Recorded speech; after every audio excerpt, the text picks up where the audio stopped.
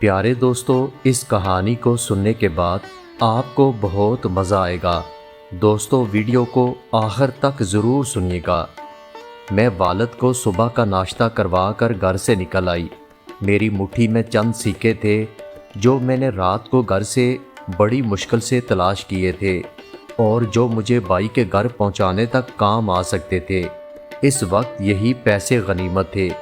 واپسی کے لیے بڑے بھائی مجھے کچھ نہ کچھ دیں گے۔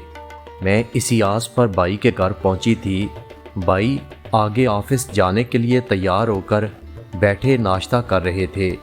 میرے سلام کے جواب میں بائی نے مجھے یوں دیکھا جیسے میں اتنی صبح کیسے اور کیوں آئی ہوں۔ میں نے کہا، بائی، وہ ابا کی طبیعت بہت خراب ہے، رات بھر کھانسی کرتے رہے۔ میں نے تھوک نگلتے ہوئے بائی کو بتایا تھا۔ بائی سے پہلے میری بھابھی بول پڑی، کہنے لگی، ارے بڑھاپے میں ہر انسان کو کھانسی آتی ہے، یاد نہیں تایا کیسے کھانسی کرتے تھے؟ ان کے لیے کتنی میڈیسن لی تھیں لیکن انہیں کوئی فائدہ نہیں ہوا۔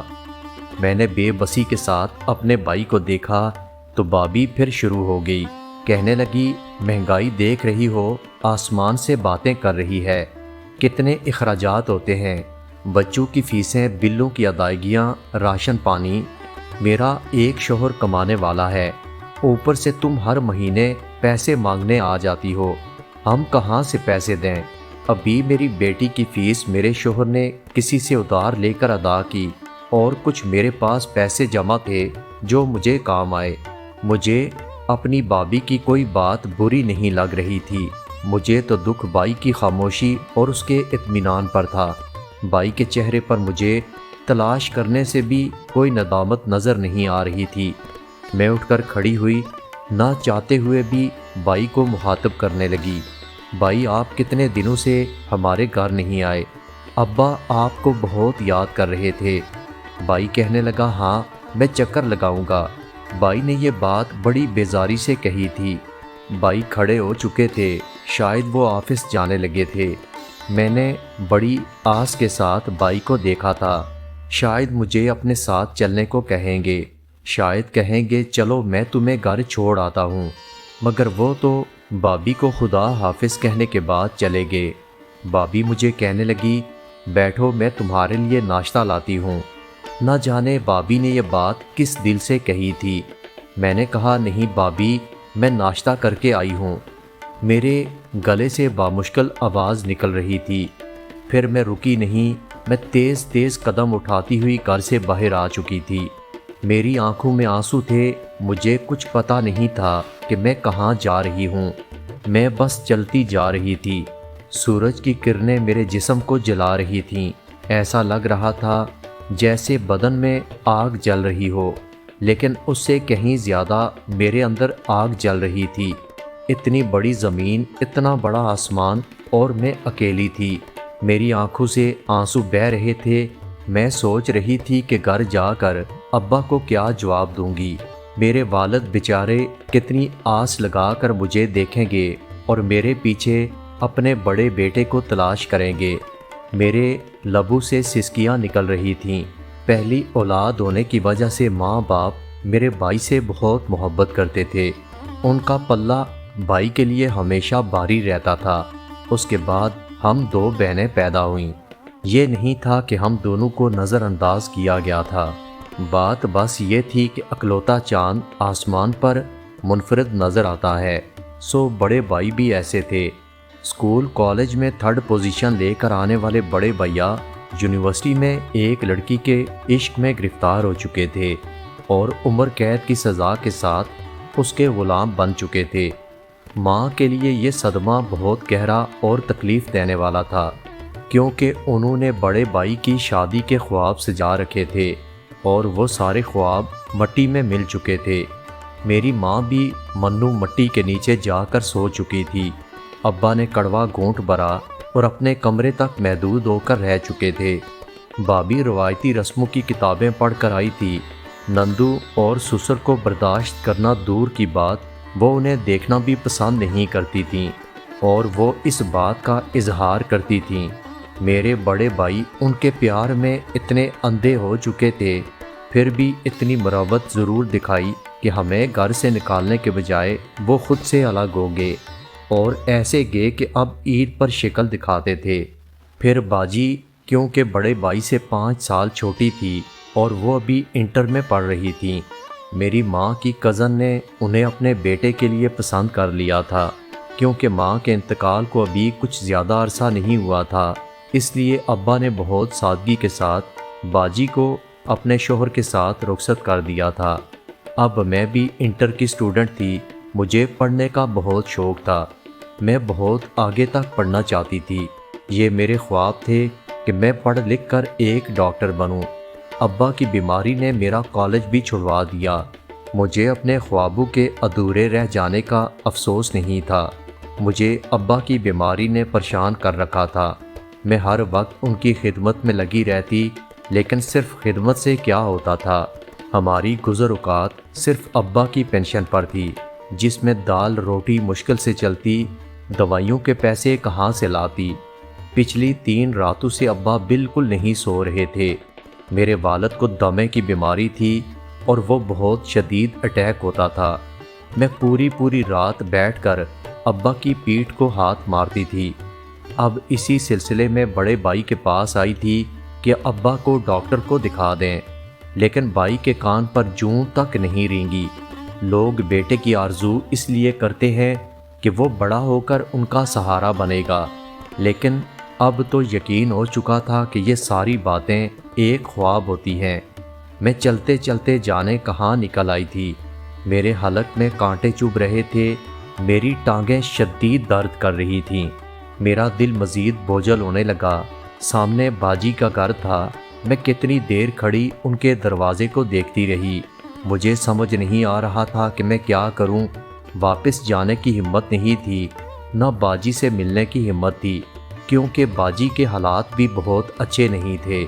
وہ بیچاری کتنی مجبوریوں میں گری ہوئی تھی۔ اس کا اتنا بڑا سسرال تھا، ان کے گھر میں ان کی ساس، سسر، جیٹھ، جیٹھانی، 3 دیور اور ایک طلاق یافتہ نند جسے باجی سے خدا واسطے کا بیر تھا۔ ان کی خدمت کرنے کے بعد جو وقت بچ جاتا وہ باجی کے 2 چھوٹے بچوں کے حصے میں آتا تھا۔ تب نہ چاہتے ہوئے میں نے باجی کے دروازے پر دستک دے دی۔ پہلی دستک پر دروازہ کھلنے کے ساتھ ہی باجی کا چہرہ نظر آیا۔ میں بے اختیار ان سے لپٹ گئی، لیکن شکر ہے کہ میں نے اپنے آنسو اپنے سینے کے اندر سما لیے تھے۔ باجی کہنے لگی، مجھے پتہ نہیں کیوں صبح سے ایسے لگ رہا تھا کہ تم آؤ گی۔ مجھے بتاؤ ابا کی طبیعت کیسی ہے؟ انہیں بھی ساتھ لے آتی۔ بچوں کی فرصت کی وجہ سے میں وہاں نہیں آ سکی۔ میں روز سوچا کرتی ہوں تم سے اور ابا سے ملنے آؤں گی۔ باجی میرا ہاتھ پکڑ کر اپنی نظریں چرا کر بولتے ہوئے مجھے اپنے کمرے میں بٹھا کر جلدی سے پانی لے کر آئی۔ میں نے پانی کا گلاس ایک سانس میں خالی کر دیا۔ باجی پوچھنے لگی، بتاؤ کھانا کھاؤ گی؟ میں کھانا لے کر آؤں؟ میں نے کہا نہیں باجی۔ میں نے باجی کا ہاتھ پکڑ کر انہیں اپنے پاس بٹھا لیا۔ بس آپ کچھ دیر میرے پاس بیٹھیں۔ باجی کہنے لگی، تم کہاں سے آ رہی ہو؟ میں نے کہا، باجی میں بڑے بھائی کے ہاں گئی تھی۔ باجی پوچھنے لگی، کیوں گئی تھی؟ کیا خیریت تو ہے؟ باجی کی بات سن کر میرا صبر جواب دے گیا۔ میرے آنسو نکل پڑے۔ میں باجی کو پریشان نہیں کرنا چاہتی تھی، لیکن اب ان سے کچھ چھپایا بھی نہیں جا سکتا تھا۔ میرے آنسو انہیں ساری بات سمجھا چکے تھے۔ میں نے کہا، ابا کی طبیعت خراب ہے، میں یہی بتانے بھائی کے پاس گئی تھی، لیکن انہوں نے کوئی توجہ نہیں دی۔ باجی میں کیا کروں، مجھ سے ابا کی تکلیف دیکھی نہیں جاتی، کاش میں انہیں کسی اچھے ڈاکٹر کو دکھا سکتی۔ میں روتے ہوئے بولے جا رہی تھی، باجی ایک دم خاموش ہو گئی، پھر اٹھ کر الماری میں جانے کیا تلاش کرنے لگی۔ میں اٹھ کر کھڑی ہوئی۔ میں نے کہا، باجی میں چلتی ہوں، ابا اکیلے ہیں۔ میری بات سن کر باجی کہنے لگی، ہاں بس 1 منٹ رک جاؤ۔ اس کے بعد باجی نے الماری بند کی اور اپنی بند مٹھی میرے ہاتھ میں کھول کر میری مٹھی بند کر دی۔ باجی کہنے لگی، ابھی یہ تھوڑے پیسے ہیں، تم ان سے کام چلا لو، پھر میں اپنے شوہر کے ساتھ چکر لگاؤں گی تو ہم ابا کو ڈاکٹر کے پاس لے جائیں گے۔ میں نے کہا، لیکن باجی مجھے اپنی مٹھی میں پیسے چبھتے ہوئے لگ رہے تھے کیونکہ یہ فرض میرے بڑے بھائی کا تھا۔ باجی کہنے لگی، ارے بس کرو، کچھ کہنے کی ضرورت نہیں۔ باجی نے مجھے تسلی دیتے ہوئے مجھے دروازے تک چھوڑ دیا۔ میں باجی سے لپٹ کر بہت رو رہی تھی۔ میں باجی کو خدا حافظ کہنے کے بعد تیزی سے چل پڑی۔ اپنے گھر تک آتے ہوئے میرا بھوک سے برا حال تھا۔ میرے ابا کا جانے کیا حال ہوا ہوگا، مجھے اور کچھ سمجھ نہیں آیا تو میں بیکری سے ڈبل روٹی، انڈے اور دودھ لے آئی۔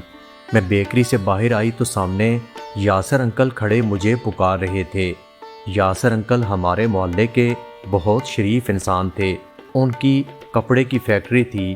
شرافت اور صداقت میں پورا محلہ ان کی گواہی دیتا تھا۔ کہنے لگے، بیٹی کہاں سے آ رہی ہو؟ بہت تھکی ہوئی لگ رہی ہو۔ مجھے اس وقت صرف اپنے ابا کا خیال تھا تو میری زبان پر ان کا نام آ گیا۔ وہ کہنے لگے، ہاں بیٹی، تمہارے والد کی طبیعت کیسی ہے؟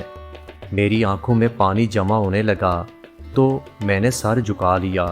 کہنے لگے، بیٹی کوئی پریشانی کی بات ہو تو بلا جھجک مجھے کہہ دیا کرو، تم میری اپنی بیٹی ہو۔ میں شام کو آؤں گا تمہارے والد کو دیکھنے۔ وہ شاید جلدی میں تھے، میرے سر پر ہاتھ رکھ کر چلے گئے۔ میں گھر میں داخل ہوئی تو والد کی کھانسی نے میرا استقبال کیا۔ میں نے جلدی سے جا کر اپنے والد کو تھام لیا۔ تھوڑی دیر کے بعد ابا قدرے پرسکون ہوئے تو مجھے پوچھنے لگے، بیٹی کیا ہوا؟ کیا میرا بیٹا تمہیں ملا تھا یا تمہیں گھر سے باہر ہی ٹرخا کر چلا گیا؟ میں نے کہا، ابا کیوں نہیں ملیں گے؟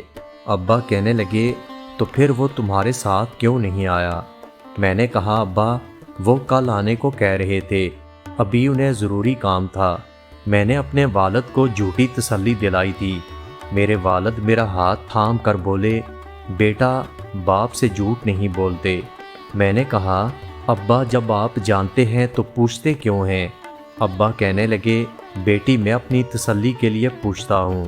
شام کو انکل ہمارے گھر آئے تو ابا کے لیے ڈیروں پھل، بسکٹ اور جانے کیا کچھ لے کر آئے تھے۔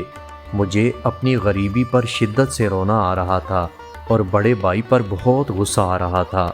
یاسر انکل کچھ دیر ابا کے پاس بیٹھے، پھر جاتے ہوئے مجھے کہنے لگے، بیٹی کسی چیز کی ضرورت ہو تو مجھے بتا دیا کرو۔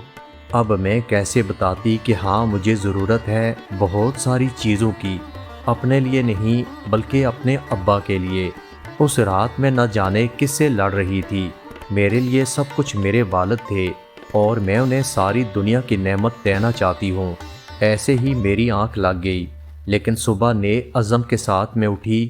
میں نے اپنے والد سے کہا، ابا میں یاسر انکل سے کہوں گی کہ مجھے جاب دلا دیں۔ میں نے انکل کے لائے ہوئے سیب کاٹتے ہوئے ابا سے یہ بات کی تھی۔ بیٹی اب ایسا وقت بھی آ گیا ہے کہ میری بیٹی میرے لیے کام کرے گی۔ میں نے کہا، ابا کوئی برا وقت نہیں، اللہ کا شکر ہے کہ میرے ہاتھ پاؤں سلامت ہیں، میں جاب کروں گی، مزید پڑھوں گی۔ میں نے فیصلہ سنا دیا تھا۔ میرے والد کچھ بھی نہیں بولے، البتہ ان کے چہرے کی لکیروں میں اضافہ ہو چکا تھا۔ مجھے جاب کے لیے محنت نہیں کرنا پڑی۔ یاسر انکل نے اپنی فیکٹری میں مجھے لڑکیوں کے ڈپارٹمنٹ کا سپروائزر بنا دیا۔